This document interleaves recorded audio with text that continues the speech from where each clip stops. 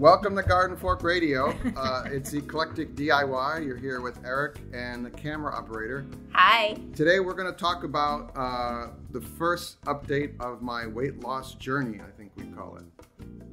A journey it is. Well, it is. I mean, it's not. It is. It's a good journey. It really is. You're doing great.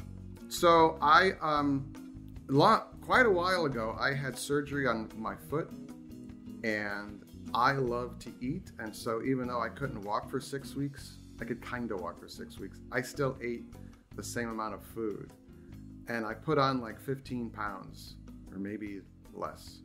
But I used to weigh about 175. And I went up to like 193. Woo-wee. And I was not real happy about that. And it used to be when I was younger, I could just shed weight by basically stop drinking beer, you know?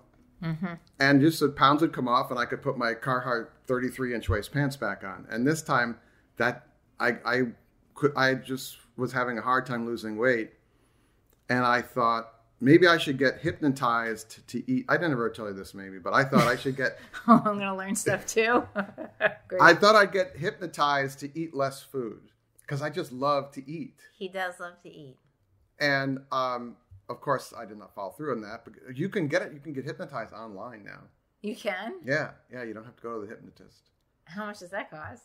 I don't know, $50, $100. Is it like interactive or is it like you're watching a metronome? I've never done it. I just know it's possible. But anyway, so maybe 2 years ago, pre-pandemic, I found this weight loss app called Noom, which had gotten some good reviews. Yeah. A friend of mine was using the Weight Watchers app. And I had a friend who had a drastic weight loss, who's a friend of mine from the Lions Club. And he lost 150 pounds. But he said, I had the calorie counting. You have to write down everything you eat. And he made it sound really unappealing. Like lots of manual labor. Yeah. And I was like, I don't want to have to write down everything I eat. So the new map, it looked interesting. And of course, they have a 10-day free trial. And you have to give me your credit card ahead of time, which I don't like. But I did it anyway. And I tried it for like a month. And at that point, either it was my mindset or the way the Noom app was done that it kind of talked to me like I was a sixth grader, I felt. Didn't like that. And I didn't really like that. I understood kind of where they were going with it. I liked some of the features of it. It wasn't Weight Watchers where you're getting points or not getting points for eating food. It's just like, tell the app what you're eating, and they kind of give you feedback on it. But it just seemed too cheerleady, That was the sixth grader tone you're talking about? And so then I didn't use it. So then the pandemic came, and I ate more food. The stress of the whole. How unique. Yeah, I mean, this is for Eric, it's a first world problem. Clearly, compared to some of our neighbors. And then I thought, okay, my 34-inch pants are now tight, and there's no way I'm going to buy another wardrobe of Carhartt. When I have on my 33-inch pants waiting for the sewing machine there, What do you mean waiting for the sewing Well, they're all broke. They're worn in, but they have some holes in them, and I got to sew. I have a couple of videos about that. And so I thought, okay, I'm just going to try the Noom app again. And so I signed up again, and either my mindset changed or they tweaked the app. You're probably ready. It's really about you. And this time, I liked it quite a bit. And it's not really like logging your food, even I think they say you got to log your meal. They make it really easy. You start to type in like toasted sesame bagel with butter, and it auto-completes the phrase. And so you punch that in. How's it feel about that? And then it tells you how many calories that thing is. And you never eat it again. But you can also, I go to Costco, I buy these giant bags of frozen mixed vegetables for lunch. Mm-hmm. And I either put miso paste in with water or some pesto paste with water or the Trader Joe's everything but the bagel spice mix. Well, it's not a spice mix. It's garlic, salt, onion, black maybe? Sesame seed, and a little onion. It's good. Anyway, we'll get onto that in a little bit.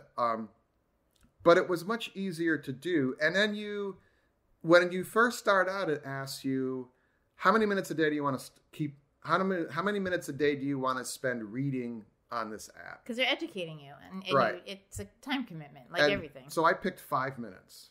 Just like you. That's your like limit. That's your limit. Is that as low as you could go? Or could you could go lower.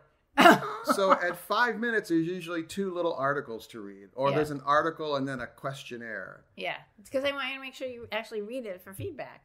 And so you start to learn in a very subtle way about the foods you're eating. And they have 3 categories of foods. They have red, yellow, and green. Like this traffic light. And we all know that.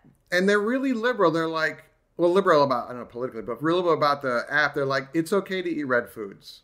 In moderation. And there's not any guilt associated with eating the red foods. Like every once in a while, you just want a cheeseburger. And that's okay?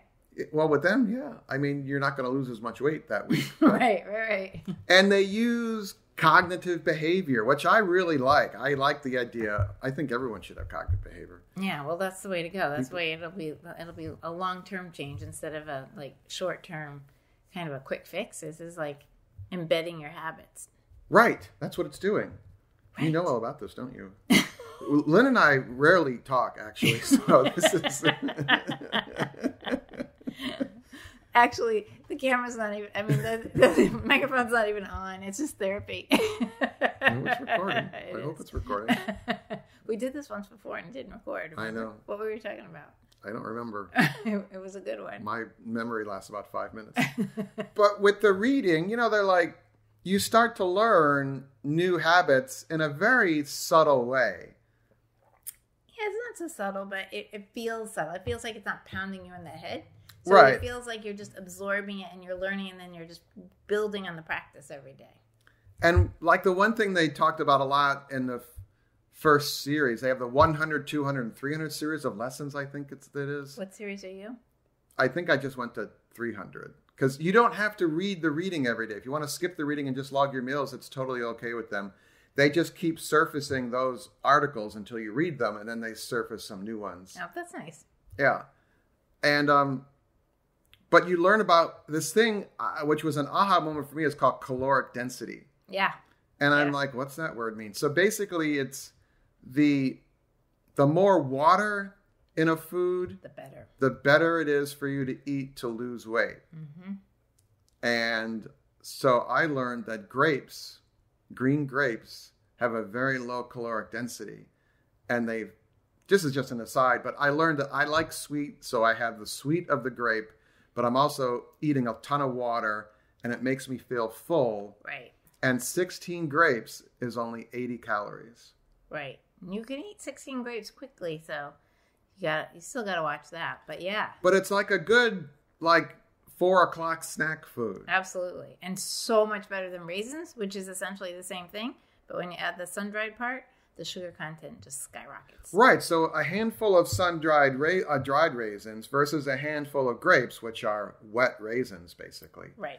The caloric density of those raisins is 4, 5, 6, 8 times. I don't know. It's a big number. And we love raisins. But we just no longer keep raisins in the house. No, I literally just bought grapes 10 minutes ago from the store around the corner. I feel like we quit the raisin thing right at the beginning of COVID because I knew that was a slippery slope to be eating those things all the time during COVID. So if you... Oh. Yes. Can I interrupt for a second? Yeah. With the grapes, you can also freeze the grapes and then in the summertime and then just kind of suck on them and then it's kind of like a built-in popsicle without the stick, and they just last longer that way. So that's also a good one. Right, because you're basically you're not trying to starve yourself.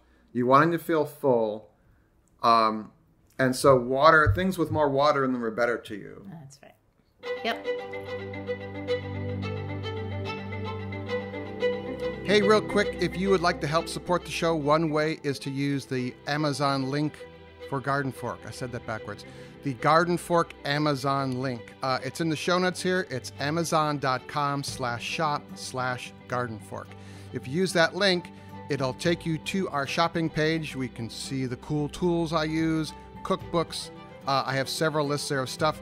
But also, by visiting that page, then doing all your shopping, we get a finder's fee for whatever you shop for that day. That's really helpful. Amazon.com/shop/gardenfork. Thank you. So what I also learned was, like, I love the pesto from Costco. Oh my God. I don't know if everybody does. If you've had it, you love it. But it's also...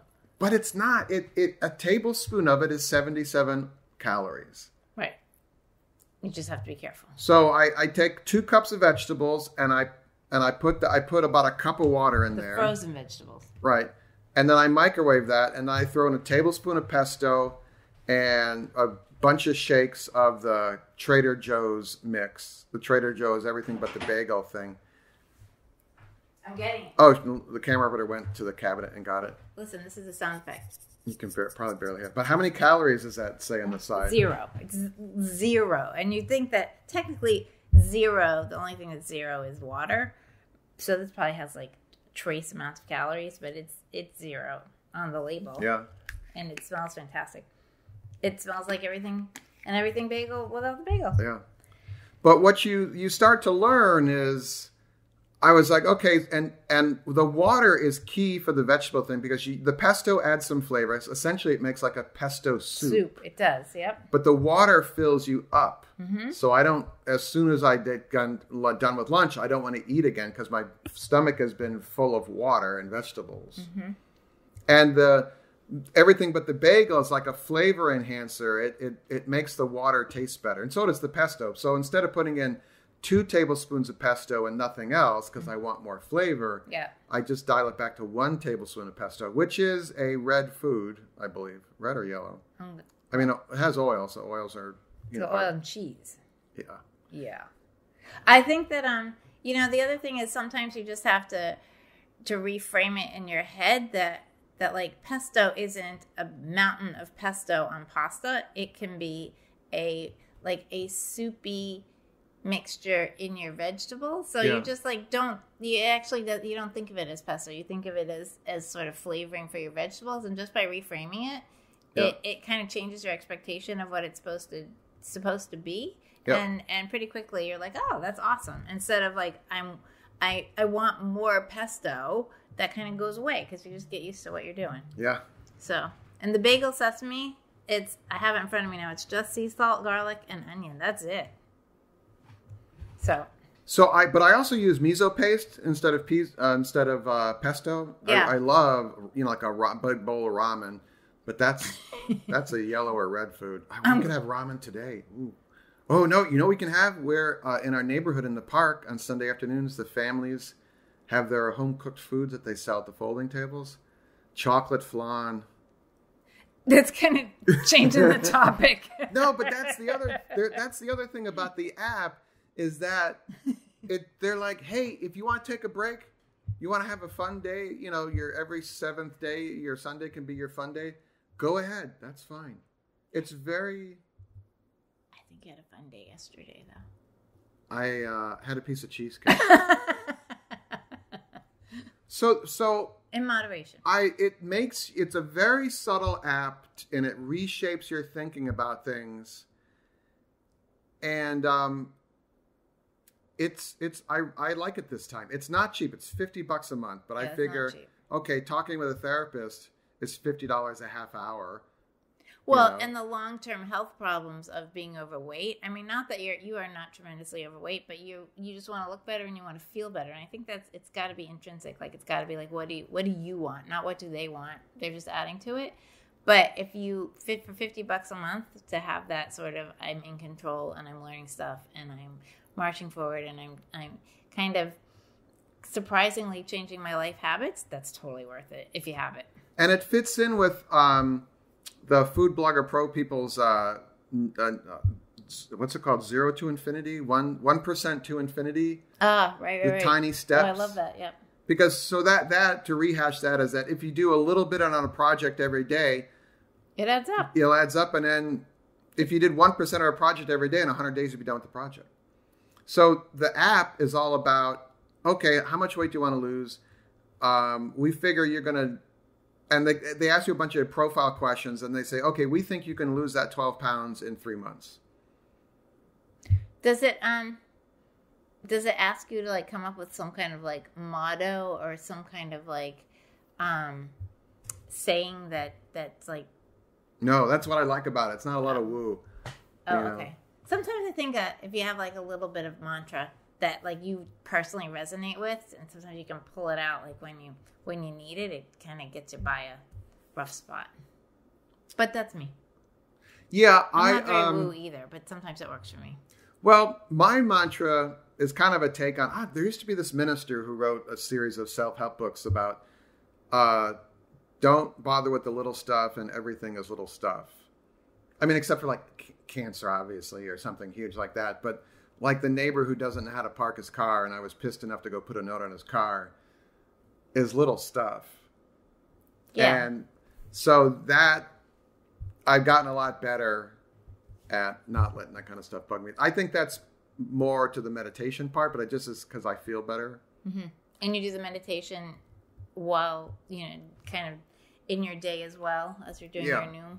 And you're doing exercise. Right. So the other thing is you can pair, I mean, obviously I do have a thing about privacy and health data and that, but the app, you allow it to access my step data on the phone. And the Apple phone has a built-in step counter. You can get fancier ones for your iPhone or your Android phone, but I have a Fitbit. Right. So I just have the generic step counter. And so it counts how many steps you've had, and they have a summary page for every day. And they're like, okay, here's your calorie count so far. Here's what you've done for steps. Yeah. Here's your goal for steps. And so you keep doing steps, and they're like, okay, go do more. A lot of people will know this already. I know, but I just like to share, and no, it's good. That's what it's all. It's all us kind of doing it together. Yeah, community. So, I have kind of gone off the wagon twice. I just got tired of logging my meals, so I just stopped for 3 or 4 days. Did it make a difference? No, I still am eating well, but I just got tired of looking at the app, and they're like, "Oh, that's totally fine." So they send you an email after, I think, day 4. Oh, they don't want to lose you. Well, no, because when in the setup, they're like, what should be the subject line of the email when we want to contact you? Oh, that's really smart. And I said, hey. I was going to say, hey, stupid. But, oh, I got spiker line on my feet here. Yeah, so. Don't call yourself stupid while you're going through this. If you're curious about what's going on in Eric's brain, maybe consider becoming a patron of the show. Every week, I post between 1 and 10, depending on what I'm doing with the app. Just photos and thoughts and what I'm working on kind of stuff. Also, the after show, which is basically the third half of the regular Garden Fork Radio podcast. So think about that. Cup of coffee a month, a lot of Eric. You might not want that, or you might, or you just want to buy me a cup of coffee a month. That would really be cool. Appreciate that. Information is below and at patreon.com/gardenfork. Thank you. So it has taken me longer to lose weight than I think the average person on there. But I've also, I logged 300 meals in a row. That's good. That's a really good record. Yeah. And I got kind of manic about it because if you miss a day, you can actually go back and log yesterday's meals. It'll let you back up to the previous day. Yeah. It's very forgiving. And I turned on notifications, allowed the app to put notifications on the home screen of the phone because it goes, hey, you're going to log your 289s. Don't want to miss that. It's very positive.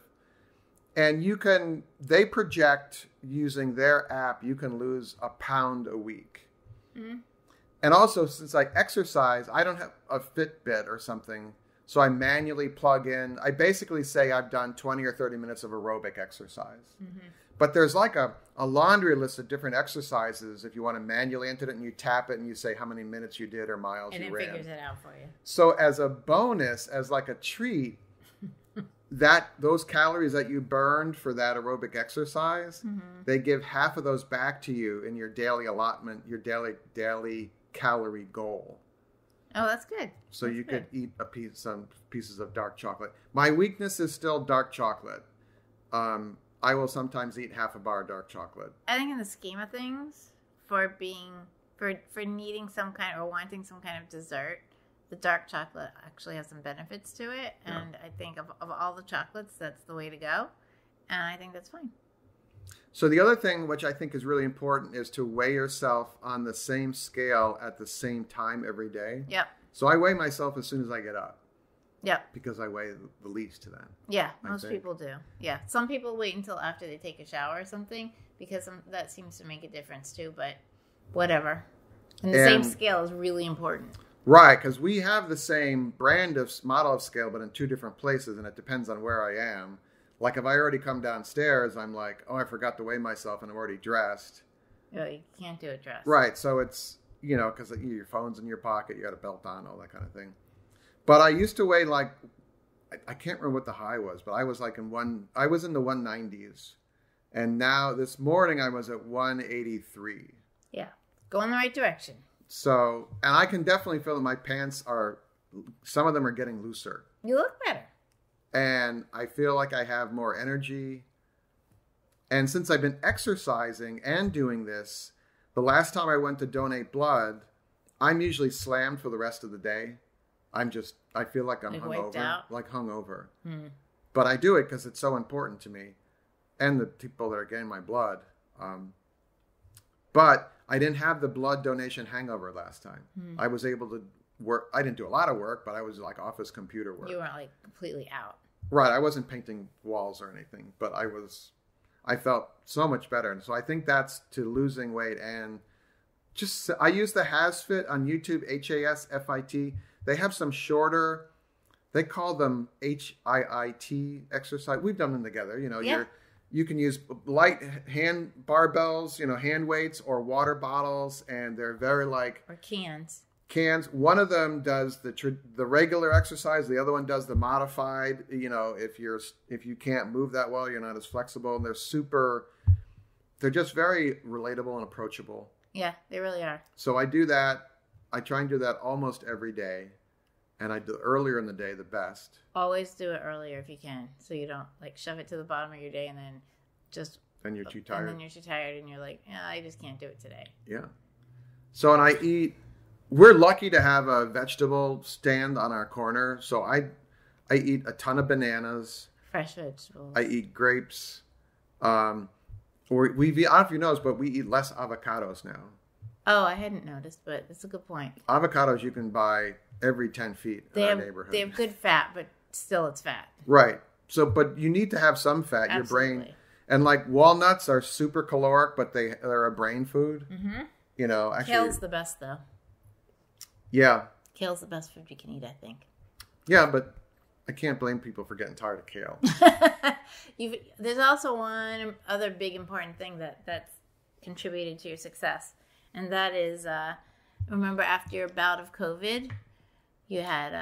I stopped drinking. You stopped drinking. So there's actually a silver lining to COVID. Yeah. I don't really want to promote that, but at least that happened to Eric. I don't think it happens to many people, but we have heard it happening to some other people too. Well, I talked to Jessamine, our neighbor who's an ICU nurse. Yeah. And she said that's fairly common. Oh, really? Yeah.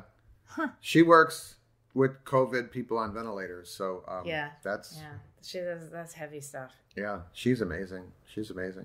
So yeah, I stopped drinking, and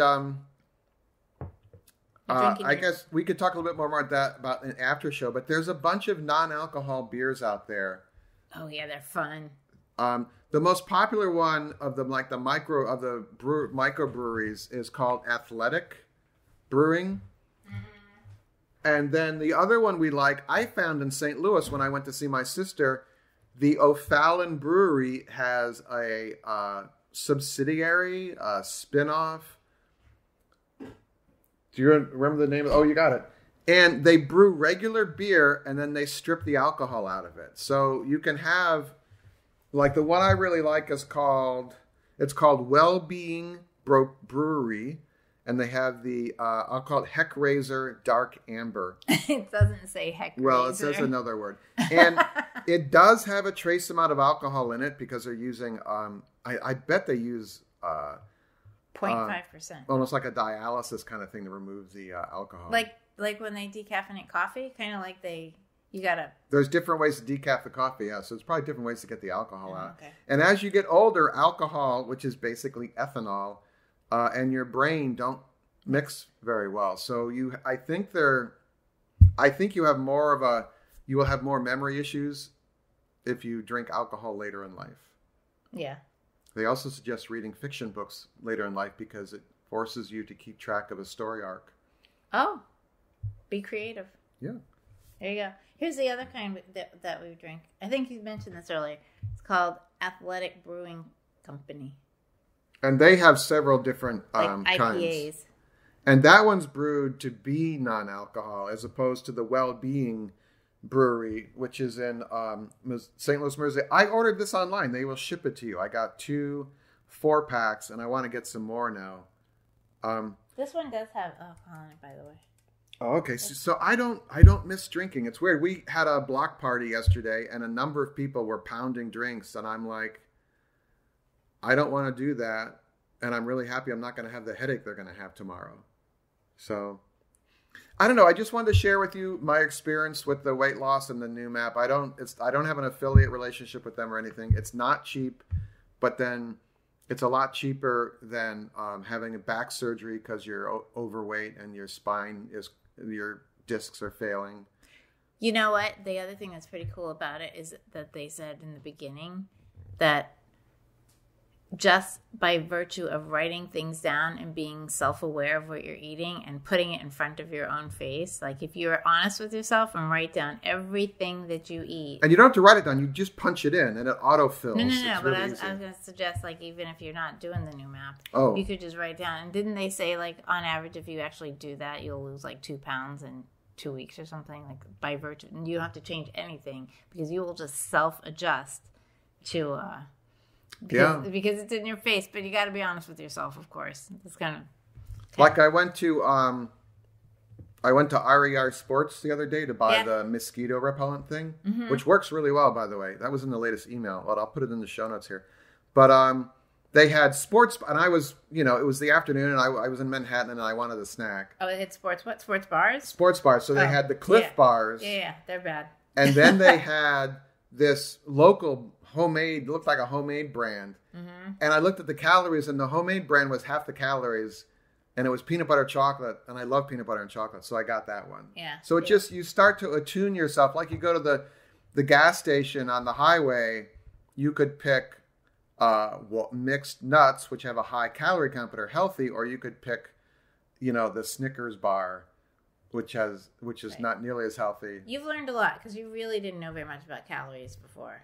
And now you're much more. Now I'm lecturing you about it. Yeah, right. Watch what you ask for. That's a red food. Yeah. So it's because I still like the beer every now and then. Thank you. Which is fine. Yeah, but being aware is really super important. So it's been good. It's taught you a lot.